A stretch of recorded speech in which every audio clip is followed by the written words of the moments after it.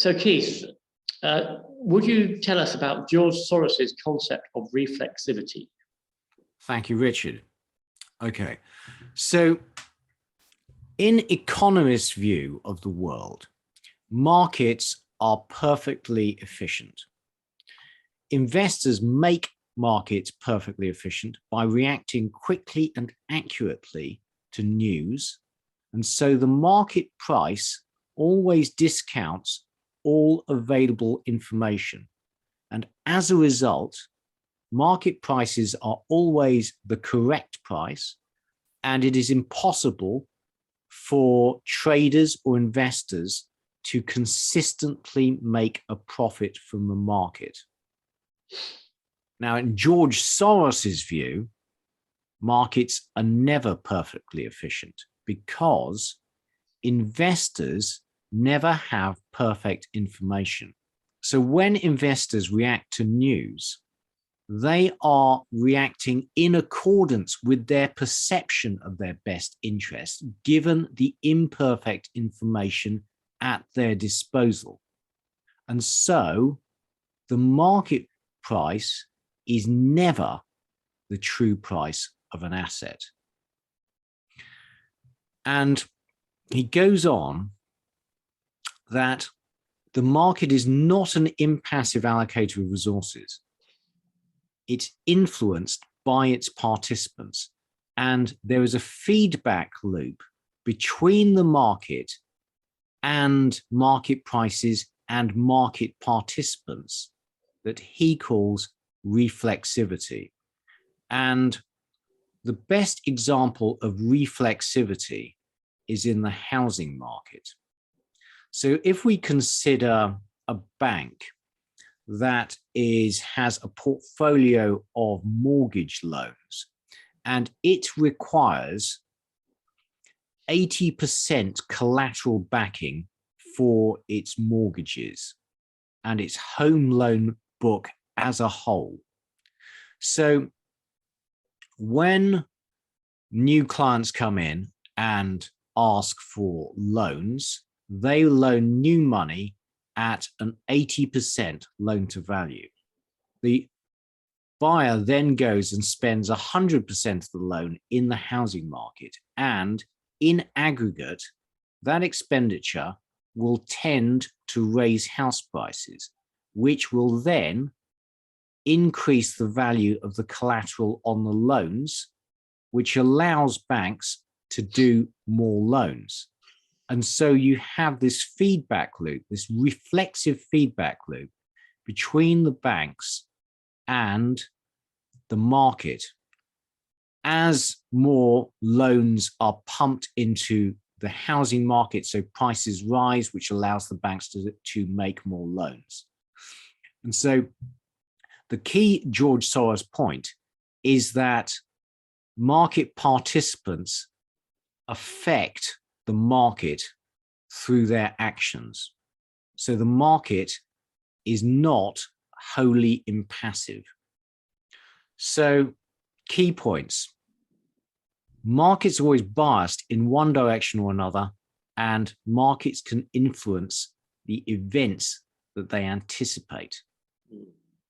So if we look at the stock market, and as I go through these charts, I have been thinking of the energy trade, so energy stocks, because I think these charts actually illustrate the course of events over the last 18 months.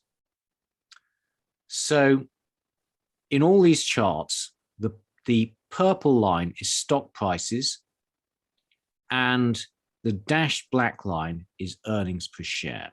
So this is the cycle of a stock market bubble or cycle as seen by George Soros. So we start off in phase one, phase A. A company or the stock market or a sector is rapidly increasing its earnings, but for whatever reason, the sector is out of fashion, neglected, the stock market fails to react. So you have earnings rising much faster and stock prices. In the second phase, the stock market catches up. It realizes that this company or sector has been increasing its earnings, and the stock price moves much faster than earnings because there's an element of catch up and also an element of expectations. So the stock prices start to discount further increases in earnings per share in the future. So you get this big rise in the stock price. Then you have periods where the price falters, but the trend survives. And then conviction starts to develop. The rise in the stock price brings in speculators and investors, and they have very strong conviction because there's now a trend, and any setback in earnings is overlooked. And then you move into the main part of the cycle where rising earnings support rising expectations and a rising share price. And that continues until expectations become excessive and can no longer be supported by reality. And then, even as earnings continue to rise, stock prices come off because expectations have become elevated. And then when earnings start to fall, because you're entering recession, there is a big fall in the share price because investors now become pessimistic. So they start to extrapolate the earnings fall on the downside. And the final part of the cycle is when that pessimism becomes overdone and the market stabilizes. So his point is that expectations, investors' expectations, affect asset prices. And investors like to buy stocks that are going up. And frankly, that is mainly his game, buying assets, commodities, companies that are trending upwards. And so as the share price rises, it drags in speculators. So in some way, there's no objective measure of the true value of the stock. And the share price can continue rising as long as the earnings are rising, because it all depends on future growth expectations. And as long as those future growth expectations seem plausible, given the rising earnings, the share price can be, any sort of share price can be justified. You only have to look at, let's say, Tesla. So in conclusion, the message from George Soros's Reflexivity is the trend is your friend, ride it. So you want to be buying stocks where a trend is developing and actually there's high conviction. So buy stocks that the market likes, but be aware that when expectations get ahead of earnings, there can be a sharp reversal. So it's a question of timing, as in everything. Richard, your thoughts?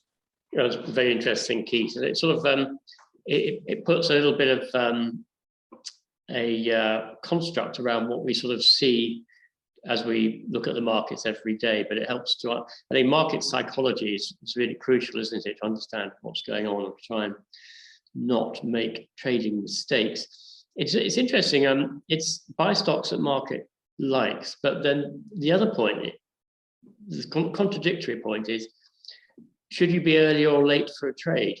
I mean, if we take your oil trade, for example, which has been very successful, you actually got into your purchasing of those oil companies before the market liked them, but you judged it correctly.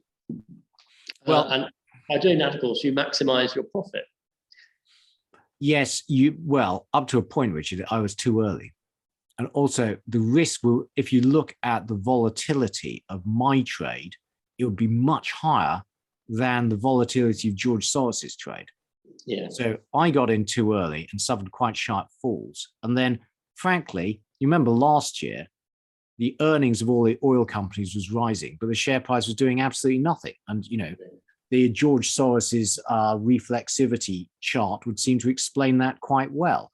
And so he would join in when the trend is getting going, and he doesn't suffer any drawdowns as long as he gets out at the right time. So his message is wait until the trend develops, and then just join it. Yeah. Well, from now on, we'll all try and do that. Actually, we won't, but I think this is quite interesting. I mean, I think we all have our innate kind of investment strategy, and mine is I like to be early, frankly. So I will carry on, but I think this is quite interesting. And it can be quite hard to be late because there's a temptation to think that the horse has bolted. Yes, I know. And I always find that difficult. I always find buying into a company or a trend when it's hit fresh highs to be quite tough personally. But that is George Soros's strategy. Yeah. And as we know, it works. Yes. So that's it. Thank you all for watching. Please, can you press like and subscribe? And in the meantime, it's goodbye from Richard Wheater. And it's goodbye from Keith Jordan. Full disclaimer. The material and information contained in this podcast is for information and entertainment purposes only and should not be relied upon for making a business, legal or any other decision. We may own or have a financial interest in any securities mentioned. Listeners should conduct their own research or consult a professional investment advisor before making any decisions regarding topics mentioned on the show. Whilst we endeavour to ensure that the information presented on the show is correct, we make no representations or warranties of any kind, express or implied, with respect to the podcast and website or to any information, products, services or related graphics discussed or presented in the podcast or website. Any reliance you place on such material is strictly at your own risk. You are solely responsible for the investment decisions you make. We will not be responsible for any errors or omissions in the podcast or website, including in articles or postings, for hyperlinks embedded in messages, or for any results obtained from the use of such information.